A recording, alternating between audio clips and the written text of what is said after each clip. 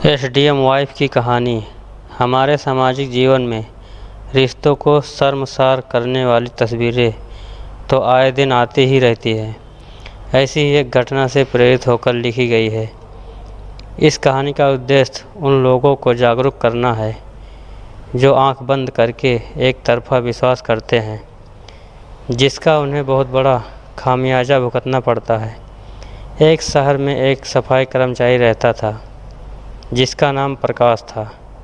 प्रकाश बचपन से ही शांत स्वभाव का लड़का था।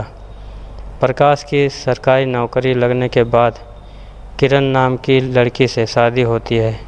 किरण के पिता चक्की चलाते थे, उसी पर उनका पूरा परिवार निर्भर था।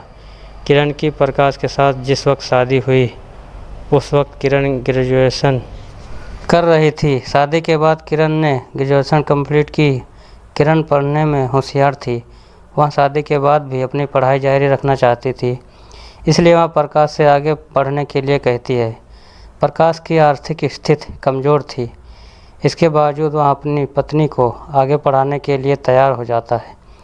किरण अपने पति से कहती है, मैं प्रशासनिक अधिकारी बनना चाहती हूँ, जिसके लिए मुझे दिन रात पढ़ाई करना होगा।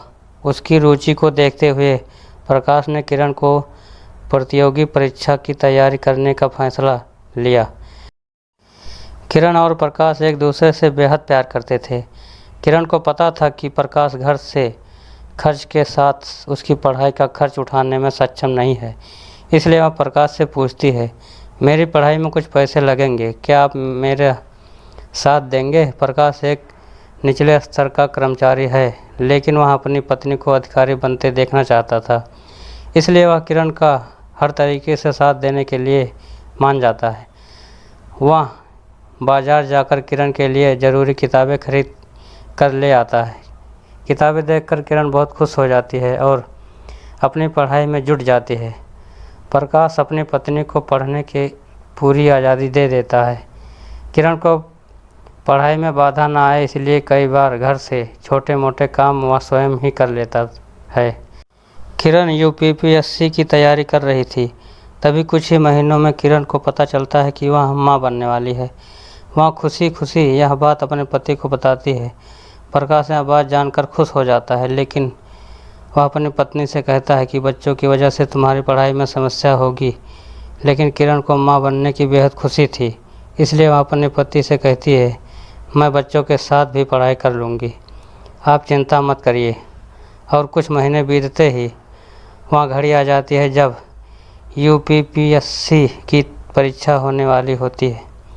किरण ने बहुत मेहनत से पढ़ाई की थी, इसलिए उसे परीक्षा देने में कोई समस्या नहीं होती। वह पूरे विश्वास के साथ परीक्षा देती है। परीक्षा के दौरान उसे प्रसव पीड़ा भी हो रही थी, लेकिन वह अपनी हिम्मत नहीं हारती। परीक्षा से आने के बाद वह बहुत खुश होती है और प्रकाश को कहती है, मेरा पेपर अच्छा हुआ है, मेरा सिलेक्शन ज़रूर होगा।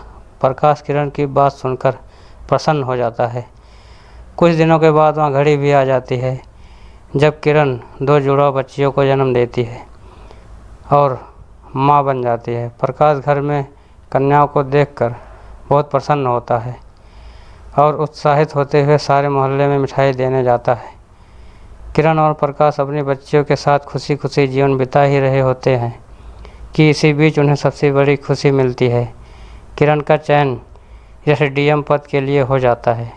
प्रकाश अपनी पत्नी के एसडीएम बनते ही गर्व महसूस करने लगता है, लेकिन किरण के स्वभाव में परिवर्तन आने लगता है। किरण को मन ही मन कहीं न कहीं यह लगने लगता है कि दुनिया वाले क्या सोचेंगे कि एक एसडीएम का पति साधारण सफाई कर्मचारी है। इस बात को लेकर पत्नी पति के बीच छोटी मोटी नोकझोंक शुरू हो जाती है। यह बात जब तक आपस में रहती है तब तक तो ठीक था, लेकिन जब बात घर की 4 दीवारी से बाहर जाने लगे तो रिश्तों की रेत को बिखरने से कोई नहीं बचा सकता। प्रकाश और किरण के रिश्ते को किसी की नज़र लग चुकी थी। प्रकाश को अपनी पत्नी के चरित्र पर शंका होने लगती है। उसे लगने लगता है कहीं उसकी पत्नी का संबंध उसी के विभाग के किसी अधिकारी से तो नहीं। किरण का तबादला एक बड़े शहर में होता है, जिसकी वजह से उसे प्रकाश से दूर रहना पड़ता है। और दोनों के बीच दूरियां बढ़ने लगती है। दोनों की बच्चियां अभी छोटी थी, इसलिए किरण उन्हें अपने साथ ले जाती है। कई दिनों तक किरण और प्रकाश के बीच बातचीत बंद होने लगती है। यह सिलसिला कई महीनों तक चलता रहता है। प्रकाश किरण को मनाने की बहुत कोशिश करता है, लेकिन किरण ने प्रकाश से जुदा होने का फैसला कर लिया था। अब वह अपनी बच्चियों को लेकर अलग एक नई दुनिया बसाना चाहती थी। सब कुछ खत्म होता देख जब बेवफाई का दर्द बर्दाश्त के बाहर होने लगा, तब प्रकाश ने इंसाफ के लिए अदालत का दरवाज़ा खटखटाया और किरण को सबक सिखाने का फैसला कर लिया। कोर्ट के फैसले आने से पहले ही दोनों अपनी ज़िंदगी का फैसला कर चुके थे। दोनों के रास्ते अलग हैं। अब सिर्फ इंतज़ार है दोनों की बच्चियों के जीवन को सही राह मिलने की। और इसी के साथ एसडीएम वाइफ की कहानी बिना किसी निष्कर्ष के ही ख़त्म हो जाती है।